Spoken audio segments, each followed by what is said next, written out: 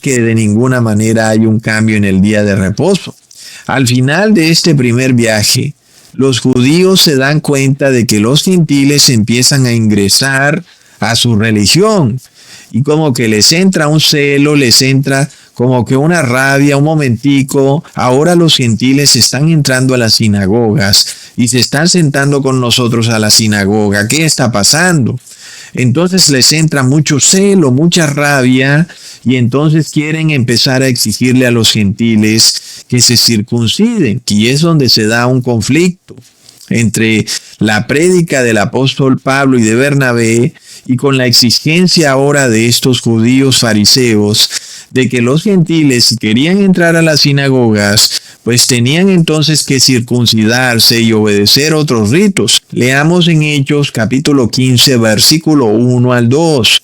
Entonces algunos que venían de Judea enseñaban a los hermanos: si no os circuncidáis conforme al rito de Moisés, no podéis ser salvos. Como Pablo y Bernabé tuviesen una discusión y contienda no pequeña con ellos, se dispuso que subiesen Pablo y Bernabé a Jerusalén y algunos otros de ellos a los apóstoles y a los ancianos para tratar esta cuestión. Entonces aquí tenemos el concilio que ocurre en Jerusalén, en donde se tiene que poner fin a esta controversia que han desatado algunos judíos que habían introducido un conflicto o una duda en cuanto a estos gentiles que ahora estaban ingresando a las sinagogas, que no estaban circuncidados como todos los judíos y que sin embargo ahora ellos estaban recibiendo el Espíritu Santo de Dios. Entonces la pregunta que ellos traían al concilio era si debían estos gentiles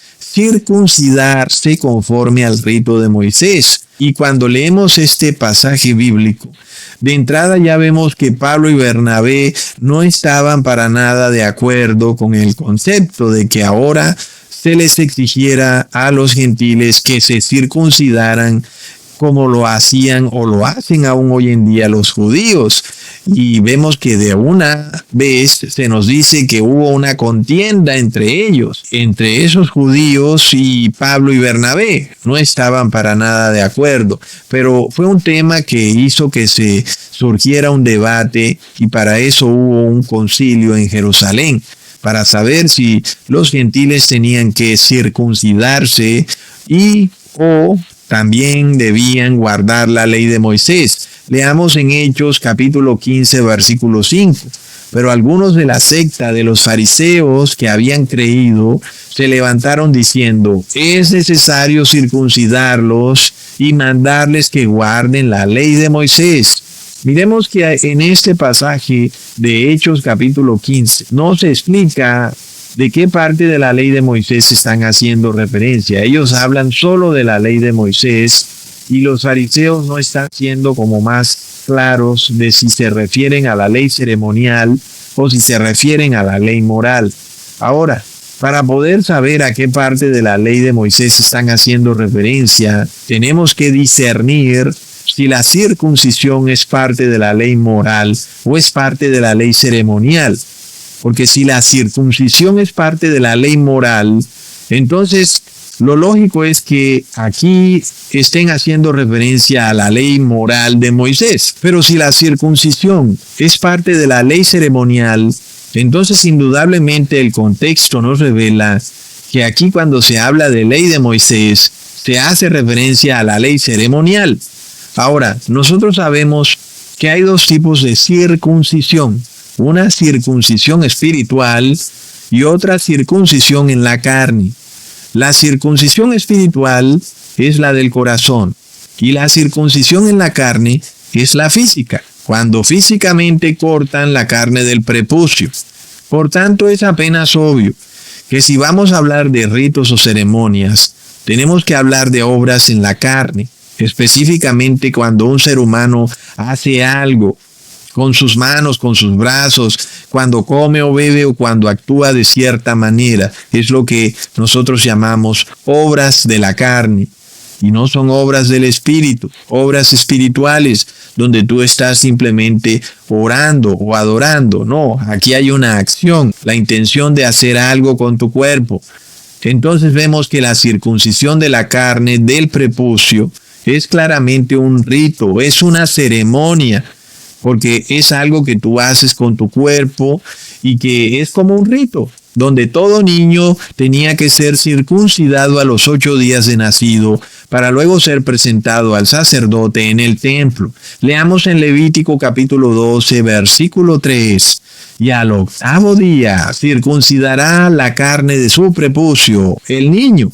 Entonces notemos, hermanos, que la circuncisión a la que se refieren los judíos y fariseos es a la circuncisión de la carne. Es decir, que literalmente querían que los gentiles se quitaran el prepucio. Es decir, que querían que se estableciera este rito o ceremonia en los gentiles, un rito que venían haciendo los judíos y que luego de que al niño se le quitaba la carne del prepucio, lo presentaban al sacerdote en el templo judío.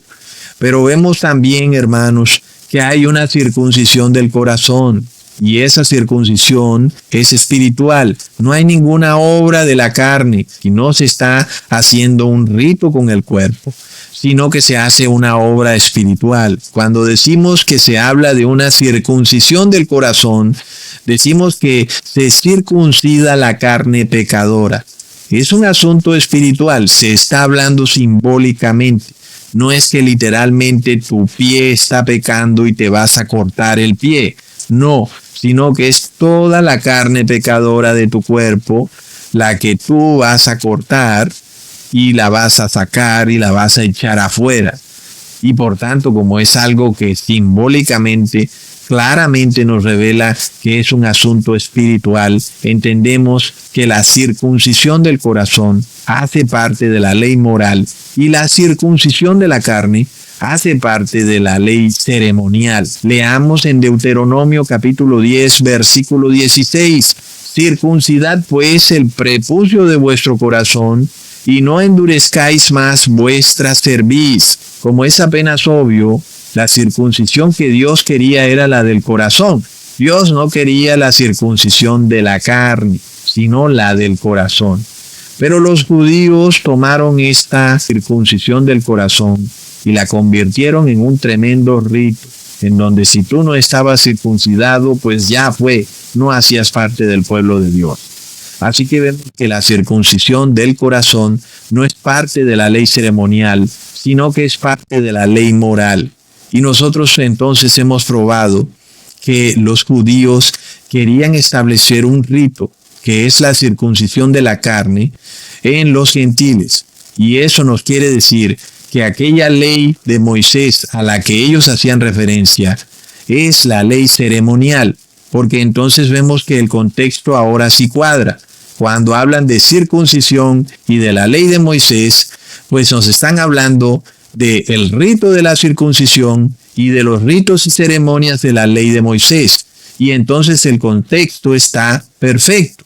Ahora, Pedro confirma entonces lo que ya les he explicado, que no es necesario ningún rito ni ceremonia para ingresar ahora al pueblo de Dios, no como antes, que los judíos tenían que quitarse el prepucio o circuncidarse, que es un rito y una ceremonia para ser parte del pueblo de Dios, aunque Dios nunca quiso eso, pero era lo que ellos pensaban.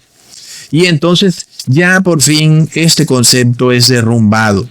Y entonces ahora, a través de los gentiles, Dios les enseña a los judíos que Él nunca quiso el tal rito o ceremonia de la circuncisión de la carne, sino que Él siempre quiso la circuncisión del espíritu. Entonces vemos que esto ocurre cuando los gentiles en esas zonas a las que el apóstol Pablo visita han recibido el Espíritu Santo sin necesidad de haber hecho ninguna ceremonia religiosa en lo absoluto. Lo vemos, hermanos, leamos en Hechos capítulo 15, versículos 7 al 9. Después de mucha discusión, Pedro se levantó y les dijo: varones hermanos, vosotros sabéis cómo ya hace algún tiempo que Dios escogió que los gentiles oyesen por mi boca la palabra del evangelio y creyesen. Y Dios, que conoce los corazones, les dio testimonio dándoles el Espíritu Santo, lo mismo que a nosotros, es decir, ellos que están circuncidados y los gentiles que no están circuncidados sí reciben el Espíritu Santo. Por tanto, no hay ninguna diferencia entre los gentiles y los judíos, purificando por la fe sus corazones. Es decir, es contundente lo que dice el apóstol Pedro en este pasaje bíblico, que además nos revela una palabra clave, y es que cuando se hace este concilio para saber si los gentiles debían circuncidarse o guardar la ley de Moisés, pues cuando se habla de ley de Moisés, no se está haciendo referencia a la ley moral de Dios, sino que se hace referencia a la ley ceremonial, ¿ok? Y la palabra clave que yo les digo es cuando el apóstol Pedro habla de un yugo. Y leamos en los siguientes 2 versículos del 10 al 11.